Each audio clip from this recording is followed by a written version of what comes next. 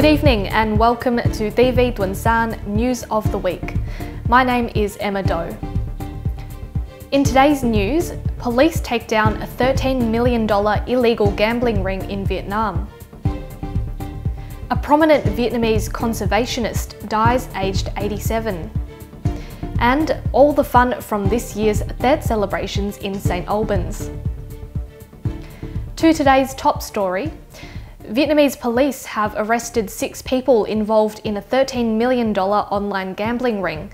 According to Hanoi Police's official newspaper, the gang was arrested for setting up a betting website in 2015, which had amassed $13 million worth of transactions. Aside from state-run lotteries and a number of foreigner-only casinos, gambling is illegal in Vietnam. But the practice is still rife, especially in the run-up to major sporting events where punters place bets online or seek out illegal gambling dens. Under Vietnamese law, the gang face up to 10 years in jail. The gambling website allowed punters to place bets on sports matches as well as online casino games and the lottery. A boat carrying 14 tourists burst into flames in Vietnam's Ha Long Bay on Tuesday. The boat was carrying 21 people in total, including a tour guide and crew members. No injuries or fatalities were reported from the sudden blaze, and the cause of the fire remains unknown. The boat was returning to the Tuần Châu port from an overnight trip in the bay when the incident occurred. It's the third reported boat fire in the UNESCO World Heritage Bay since February last year. A Vietnamese bird expert and pioneer of the country's first national park has died aged 87. Dr. Vo Quy died in Hanoi on Tuesday. A former student of Dr. Quy told the New York Times that the doctor had diabetes and suffered heart and kidney problems.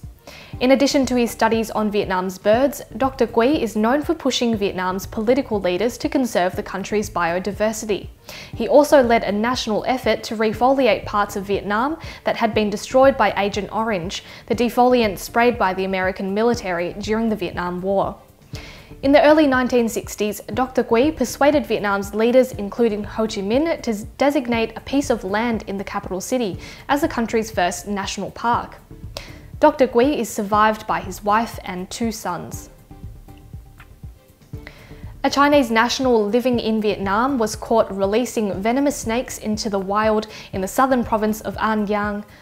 According to state-run Tvts News, the strange occurrence was stopped by a forest ranger, who then fined the man and his 2 friends for illegally transporting wild animals without a license. Park officers seized 10 bags of venomous snakes, which the men said they were releasing for good luck. Releasing caged or captive animals is a Chinese Buddhist practice that is thought to generate good karma, but the ritual is usually performed with birds or fish rather than venomous snakes. Samsung Electronics will invest $2.5 billion in Vietnam, according to a report by South Korea's news agency Yonhap. The report cited unnamed sources who said the company was in talks with the Vietnamese government to expand its existing factory in Vietnam. The investment would reportedly grow the factory's assembly line for smartphone display panels, although a Samsung representative declined to comment on the investment or its worth. Last year, Samsung invested around $4 billion in the Vietnamese facility. Vietnam is one of the company's major manufacturing sites. Taiwanese authorities last week arrested 40 Vietnamese nationals for illegal entry after they were found on a fishing boat off the country's coast. 6 crew members were also arrested, including 3 Indonesians.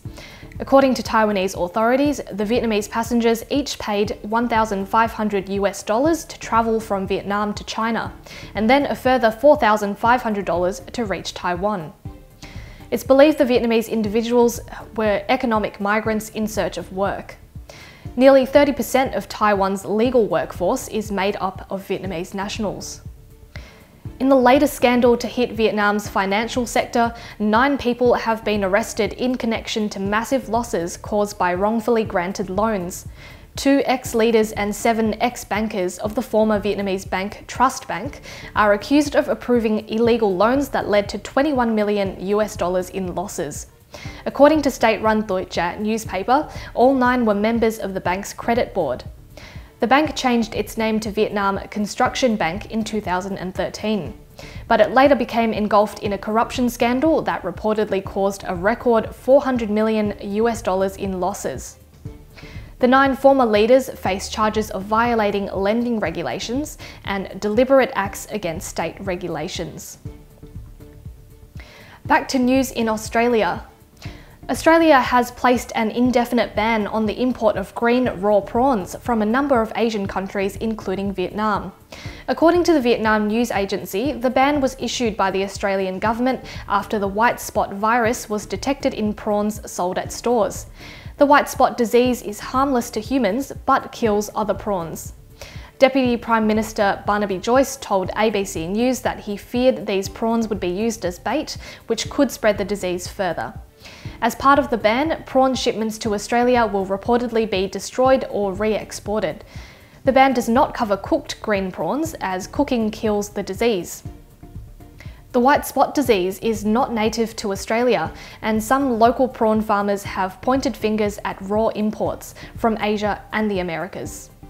In the last 5 years, Vietnam was the biggest seller of processed prawns to Australia. On Sunday, Melbourne's northwestern suburb of St Albans hosted the first of Melbourne's 5 annual Lunar New Year festivals. The event last year attracted over 70,000 visitors to St Albans. This year marked the suburb's 20th consecutive year running the colourful festival. Van Nguyen has the report. Line dances, live entertainment and Vietnamese food stalls serving aromatic and flavoursome traditional cuisines all took place in St Albans on Sunday, a suburb which lies 15 kilometres northwest of the Melbourne CBD.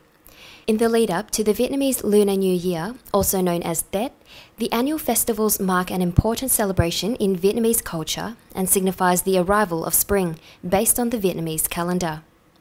The Lunar New Year festivals continue to draw in big crowds each year. Ross Morphia helped organise the St Albans event. It's going to be a very big turnout. It's pretty hot at the moment, but once it cools down a little bit, it will be flat out. In the next couple of hours, it'll be absolutely flat out. And it's like that every year. People love coming to St Albans because it's a really fun day and it's a good family event. Never have any troubles, family orientated, so it's a good day. The event also attracted visitors from different cultures to partake in the vibrant, colourful and traditionally rich experience. Yeah, we tried some good things, like on that, cars, bumper cars. Yeah, it's kind of fun. I just live in the neighbourhood and I've just moved in a couple of months ago and I just heard that there was something going on, so I came to check it out. One of the food stalls, called Yang Nhi Food, which has been a part of the festivals for more than 10 years, sells Vietnamese food including rice cakes with mixed eggs, Vietnamese mini pancakes and Vietnamese beef in betel leaves. Owner Trần Kim Nhi explained why she enjoys selling Vietnamese food at the Lunar New Year festival. I feel so excited participating in this festival because first of all I can sell Vietnamese traditional food, which reminds me of my home country. It's like something that's part of our culture that we'll never forget. I really enjoy selling Vietnamese food. That falls on January 28th this year and celebrates the Year of the Rooster. Van Nguyen, TiVi Tuần-san. The next festival will be hosted by Footscray this Sunday.